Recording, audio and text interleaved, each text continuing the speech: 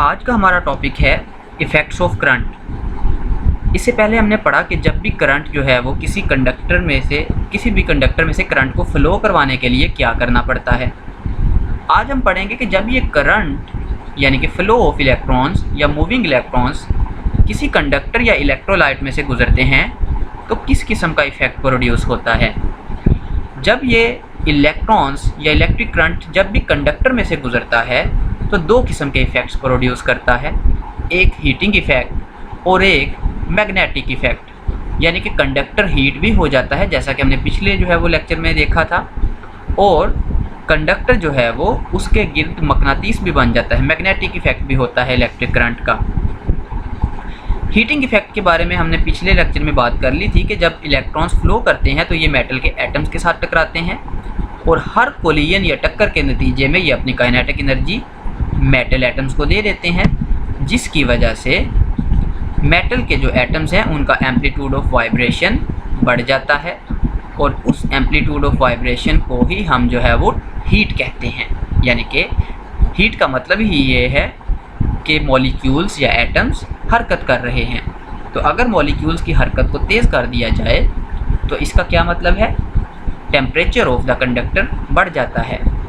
Heat भी energy ही की एक शक्ल है। हम देखते हैं कि इलेक्ट्रिक करंट जब फ्लो करता है तो कितनी हीट एनर्जी प्रोड्यूस होती है। हमने पढ़ा था कि पोटेंशियल डिफरेंस को अगर चार्ज Q से मल्टीप्लाई किया जाए तो हमें एनर्जी मिलती है। यही एनर्जी कंडक्टर की हीट में कन्वर्ट हो जाती है, यानी कि heat energy charge multiplied by voltage के बराबर होती है। अगर हम इलेक्ट्रिक चार्ज की जगह पे बेसिक करंट के फॉर्मूले से I multiplied by T put कर दें तो यही एनर्जी की दूसरी शक्ल बन जाती है इस फॉर्मूला की, और वो है heat energy is equal to VIT। Ohm's law में हमने पढ़ा है कि V is equal to IR। हम मैट्रिक की क्लास में ओहम्स लॉ पढ़ चुके हैं। अगर मैं IR ये वैल्यू यहाँ पे पुट करूँ तो हीट एनर्जी मेरे पास आएगी I² मल्टीप्लाइड बाय T। तो ये है कि जब भी करंट किसी कंडक्टर में से गुजरता है तो उसका हीटिंग इफ़ेक्ट कैसा होता है। आज हमने जो है वो इस वीडियो में इस बारे में देखा है इस टॉपिक में। तो चलिए दूसरे असर की तरफ चलते हैं। एम्पेयर ने जो है वो हमें ये बताया था कि अगर किसी स्ट्रेट कंडक्टर में से करंट गुजरे और उसके इर्द गिर्द हम एक कंपस रखें यानी कि कुतुबनुमा रखें जो बताता है कि मकनातीसियत किस डायरेक्शन में है, मैग्नेटिक फील्ड की डायरेक्शन बताने वाला आला रखें, तो जो कंपस है उसकी जो नीडल है वो सर्कल्स की शक्ल में अपने आप को अलाइन कर लेती है। इससे एम्पेयर को ये पता चला कि करंट के पास मैग्नेटिक फील्ड भी होता है और इस मैग्नेटिक फील्ड की डायरेक्शन डिफरेंट केसेस में डिफरेंट होती है। हम इस टॉपिक के अंदर 3 किस्म के कंडक्टर्स में से जब करंट गुजरता है तो उनके मैग्नेटिक फील्ड की डायरेक्शन मालूम करना चाहेंगे। सबसे पहले अगर मेरे पास कंडक्टर स्ट्रेट हो तो मैग्नेटिक फील्ड सर्कुलर बनता है। इस डायरेक्शन को पता करने के लिए हम राइट हैंड रूल इस्तेमाल करते हैं। सेकंड, अगर मेरे पास इलेक्ट्रिक करंट किसी भी कॉइल की शक्ल में हो, लूप की शक्ल में, कोई भी लूप हो मेरे पास, चक्कर हो, एक तार को मैं लपेट दूं तो मैग्नेटिक फील्ड और तरह से बनता है, और अगर मेरे पास कोई सोलिनॉइड हो तो मैग्नेटिक फील्ड और तरह से बनता है। तो चलिए देखते हैं कि मैग्नेटिक फील्ड की डायरेक्शन डिफरेंट केसेस में किस तरह से मालूम की जाती है। यहाँ मेरे पास कुछ ज़्यादा वाज़ेह फिगर्स हैं। अगर मेरा कंडक्टर स्ट्रेट हो और करंट की डायरेक्शन टॉप ऊपर की जानिब हो तो हम राइट हैंड रूल से इसके मैग्नेटिक फील्ड की डायरेक्शन मालूम कर सकते हैं। राइट हैंड रूल के मुताबिक if thumb points in the direction of current then the curling fingers point in the direction of the magnetic field.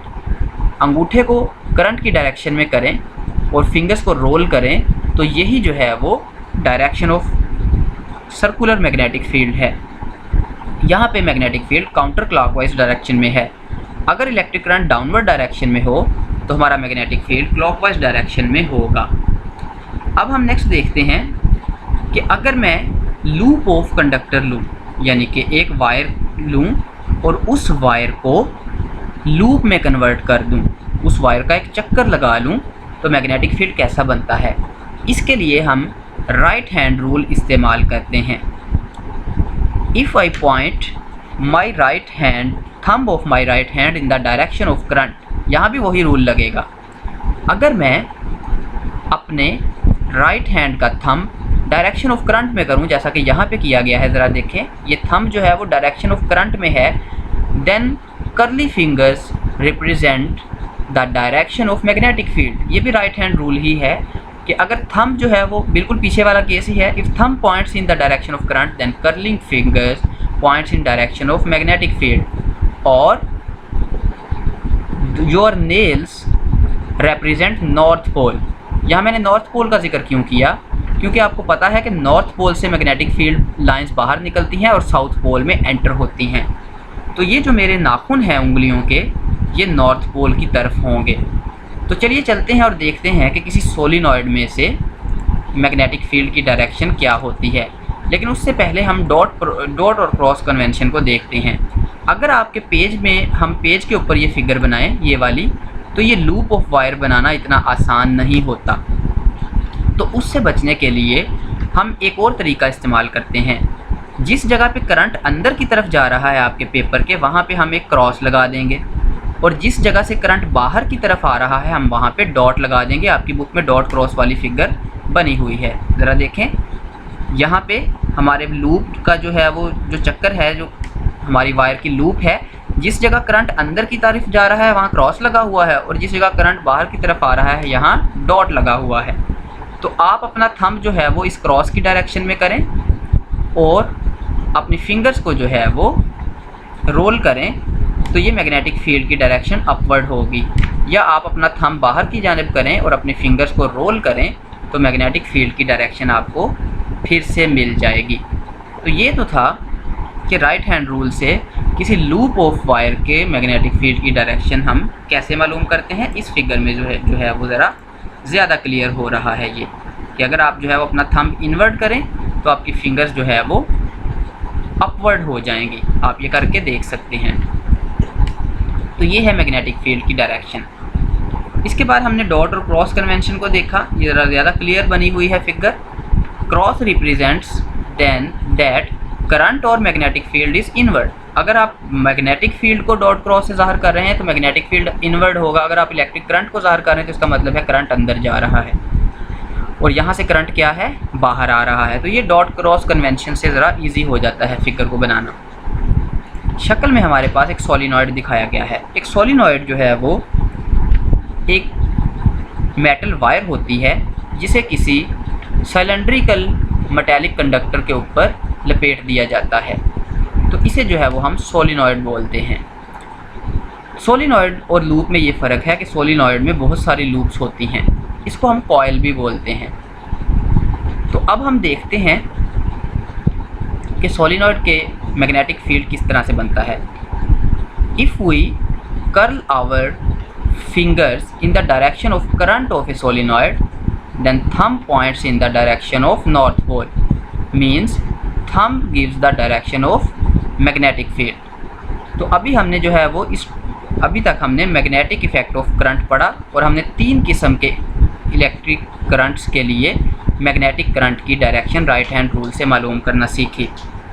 अब हम देखते हैं कि अगर इलेक्ट्रिक करंट किसी इलेक्ट्रोलाइट में से गुजरे तो क्या होता है। इससे पहले कि हम ये टॉपिक पढ़ें, हम इलेक्ट्रोलाइट की डेफिनेशन देख लेते हैं। इलेक्ट्रोलाइट, अगर कोई मेटालिक कंडक्टर जो है वो बिजली को अपने अंदर से गुजारता है तो हम उसे कंडक्टर बोलते हैं। But if a liquid allows current to pass through it, then this liquid is called electrolyte. Any liquid that conducts electricity through it is called an electrolyte. कोई भी लिक्विड जिसमें से बिजली गुजर सके वो इलेक्ट्रोलाइट है। हम इलेक्ट्रोड का वर्ड भी बुक्स में अक्सर पढ़ते हैं। इलेक्ट्रोड से मुराद हम इस जो है वो फिगर में देखते हैं। ये मेरे पास एक इलेक्ट्रोलाइट है, एक लिक्विड है जिसमें से करंट गुजर सकता है, और ये 2 कॉपर की पतरियां हैं। ये दोनों स्ट्रिप्स या 2 पतरियां जो करंट को इलेक्ट्रोलाइट के अंदर दाखिल करें या इलेक्ट्रोलाइट से बाहर लेकर आएँ, इन्हें इलेक्ट्रोड बोलते हैं। ये मेरे पास 2 इलेक्ट्रोड्स हैं। So word electrode is specified with electrolyte. Electrode दो तरह के होते हैं, एक पॉजिटिव इलेक्ट्रोड और एक नेगेटिव इलेक्ट्रोड। हमारे पास ये दो किस्म के इलेक्ट्रोड्स हैं। इस केस में हम देखिए तो ये मेरे पास जो सेल है ये इलेक्ट्रोलिटिक सेल है। इलेक्ट्रोलिटिक सेल क्या होता है ये हम बाद में देखेंगे। यानी कि ये सेल जो है वो इस बैटरी से बिजली ले रहा है। तो इसके जो नेगेटिव इलेक्ट्रोड है यानी कि जो कैथोड है उसमें इलेक्ट्रॉन दाखिल होंगे और एनोड में से इलेक्ट्रॉन्स बाहर निकलेंगे। लेकिन ये बैटरी क्योंकि इलेक्ट्रिक करंट दे रही है तो इसमें केस इसके अपोजिट होगा। इसके नेगेटिव टर्मिनल में से इलेक्ट्रॉन बाहर निकलेंगे। ज़रा देखें तो सोर्स के नेगेटिव टर्मिनल में से इलेक्ट्रॉन बाहर निकलते हैं और लोड के नेगेटिव टर्मिनल में इलेक्ट्रॉन दाखिल होते हैं। लोड वो चीज़ है जो करंट लेता है और सोर्स वो चीज़ है जो करंट देता है। अब हम जो है वो देखते हैं कि जब किसी इलेक्ट्रोलाइट में से बिजली गुजारी जाए तो क्या होता है। इलेक्ट्रोलाइट बहुत सारे हैं लेकिन हम यहाँ पे कॉपर सल्फेट की मिसाल ले लेते हैं। नीला थोथा कॉपर सल्फेट।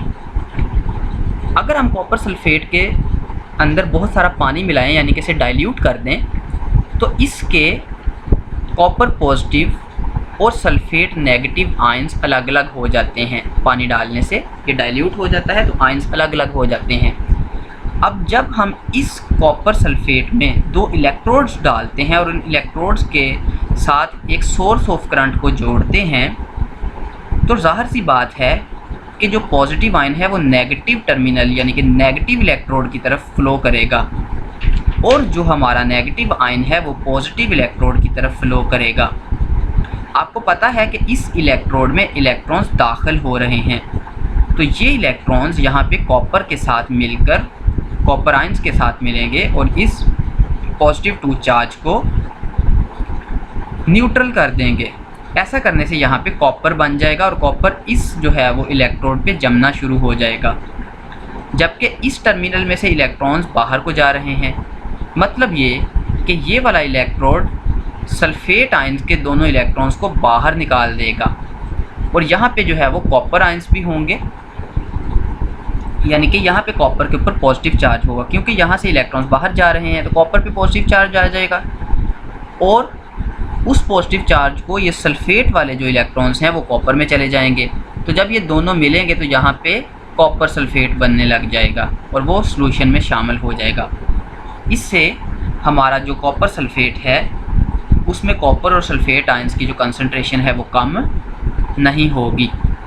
ऐसे सेल को हम इलेक्ट्रोलिटिक सेल कहते हैं और ये जो प्रोसेस हो रहा है कि किसी भी जो है वो इलेक्ट्रोलाइट में से इलेक्ट्रिसिटी गुजारने का प्रोसेस, इसे इलेक्ट्रोलिसिस बोलते हैं। इस इलेक्ट्रोलिसिस के बहुत सारे फ़ायदे हैं, जैसे कि हम पानी की इलेक्ट्रोलिसिस करते हैं। पानी की इलेक्ट्रोलिसिस के दौरान पानी की जो है वो खालिस होने या ना खालिस होने का अंदाज़ा लगाया जाता है। अगर खालिस पानी होगा तो इलेक्ट्रोलिसिस के दौरान उसमें से इलेक्ट्रिसिटी नहीं गुजरेगी। याद रखिए, pure water is a bad conductor of electricity. हमारे इर्द गिर्द जो पानी होता है ये प्योर नहीं होता, तभी तो उसमें करंट आ जाता है। आपने सुना होगा कि बारिश के दिनों में पानी में करंट आ जाता है, लेकिन याद रखिए कि प्योर वाटर है वो इतनी जल्दी इलेक्ट्रिक करंट अपने अंदर से नहीं गुजरने देता।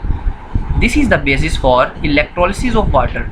हम एक इलेक्ट्रोलिटिक सेल में पानी की क्वालिटी को चेक करते हैं कि अगर तो पानी आयोनाइज हो गया है तो उसका कलर चेंज हो जाता है, तो हम कहते हैं this water is not pure. But a pure water does not dissociates into its ions. और प्योर वाटर जो है वो कभी भी अपने आयंस में जो है वो जल्दी नहीं टूटता और बिजली उसके अंदर से आसानी से फ्लो नहीं करती। ऐसे सेल को हम इलेक्ट्रोलिटिक सेल कहते हैं। इलेक्ट्रोलिटिक सेल हमसे बिजली लेता है, यानी कि ये एक लोड है, तो इसके नेगेटिव टर्मिनल में इलेक्ट्रॉन दाखिल होंगे और पॉजिटिव टर्मिनल में से इलेक्ट्रॉन्स निकलेंगे। इसके बरक्स एक और सेल भी होता है जिसे हम गैल्वानिक सेल बोलते हैं। गैल्वानिक सेल एक सोर्स सेल है जो कीमियाई एनर्जी को बिजली में तब्दील करके हमें बिजली देता है। तो ज़रा आप वीडियो को पॉज करें और सोचें कि गैल्वानिक सेल जो है उसके कैथोड में से इलेक्ट्रॉन बाहर निकलेंगे या उसमें दाखिल होंगे। तो मुझे उम्मीद है कि आपने इस बारे में सोचा होगा। गैल्वानिक सेल क्योंकि एक सोर्स है और वो हमें जो है वो बिजली देता है, इसलिए गैल्वेनिक सेल के कैथोड में से इलेक्ट्रॉन्स बाहर निकलेंगे और एनोड में इलेक्ट्रॉन्स दाखिल होंगे। यानी कि जो सेल सोर्स है जो इलेक्ट्रिसिटी देता है उसमें इलेक्ट्रॉन्स के फ़्लो का जो डायरेक्शन है वो लोड सेल के केस में इलेक्ट्रॉन के फ़्लो के ऑपोजिट होगा। तो आपने ये याद रखना है, इलेक्ट्रोलिटिक सेल हमसे बिजली लेता है और गैल्वेनिक सेल जो है वो हमें बिजली देता है। इलेक्ट्रोलिटिक सेल का एक फ़ायदा ये भी है कि इससे हम प्योर मेटल तैयार कर सकते हैं, जैसे कि यहाँ बिल्कुल प्योर कॉपर तैयार हुआ है और कॉपर बहुत महंगा मेटल है। ये जो है वो इसके साथ साथ इससे जिंक भी हम बना सकते हैं। और आपने अपने घरों में जो पाइप्स देखे हैं पानी के, लोहे के पाइप, उनको जंग लगने से बचाने के लिए उसके ऊपर जिंक की तय चढ़ाई जाती है, वो भी इस इलेक्ट्रोलिटिक सेल के अंदर ही किया जाता है। यानी कि उसमें यहाँ पे हम जिंक सल्फेट यूज़ कर लेंगे तो जिंक जो है वो इस इलेक्ट्रोड पे जमना शुरू हो जाएगा। तो ये बेस है इलेक्ट्रोलिसिस की। तो याद रखना है कि इलेक्ट्रोलिटिक सेल हमसे बिजली लेता है और गैल्वेनिक सेल जो है वो हमें बिजली देता है। अगर आप ये बात समझ लें तो आपको आसानी से पता चल जाएगा कि कैथोड में हमेशा इलेक्ट्रॉन दाखिल नहीं होते। कुछ सेल्स में कैथोड में इलेक्ट्रॉन्स दाखिल होते हैं, कुछ में से कैथोड में से इलेक्ट्रॉन्स निकलते हैं। तो आपने 9th क्लास में गैल्वेनिक सेल और इलेक्ट्रोलिटिक सेल के बारे में डिटेल से पढ़ा होगा। अब हम कैथोड और एनोड की एक डेफिनेशन करते हैं। Positive electrode is called anode. In case of load positive charge enter in it. मैं पॉजिटिव चार्ज की बात करूं तो पॉजिटिव चार्ज एनोड में लोड के केस में दाखिल होता है और सोर्स के केस में जो पॉजिटिव चार्ज है वो एनोड में से बाहर निकलेगा। बिल्कुल वही केस है। इलेक्ट्रॉन के लिए कर लें तो कैथोड यूज़ कर लें और पॉजिटिव चार्ज के लिए करना है तो एनोड यूज़ कर लें। तो इस बारे में भी अपने कॉन्सेप्ट्स को क्लियर रखें। और कैथोड क्या होता है? Negative terminal. अगर मेरे पास इलेक्ट्रोलिटिक सेल है तो कैथोड में इलेक्ट्रॉन्स दाखिल होंगे। अगर मेरे पास गैल्वेनिक सेल है तो कैथोड से इलेक्ट्रॉन्स बाहर निकलेंगे। अगर आपको ये वीडियो पसंद आई है तो इसे लाइक और शेयर ज़रूर कीजिएगा और साथ ही नीचे दिए गए रेड कलर के सब्सक्राइब बटन पे क्लिक कर दीजिएगा। अगर आपका कोई क्वेश्चन है तो वो कमेंट्स में पोस्ट कीजिएगा। नेक्स्ट टॉपिक में हम अगला टॉपिक पढ़ेंगे। अब तक के लिए इतना ही। अल्लाह हाफिज़।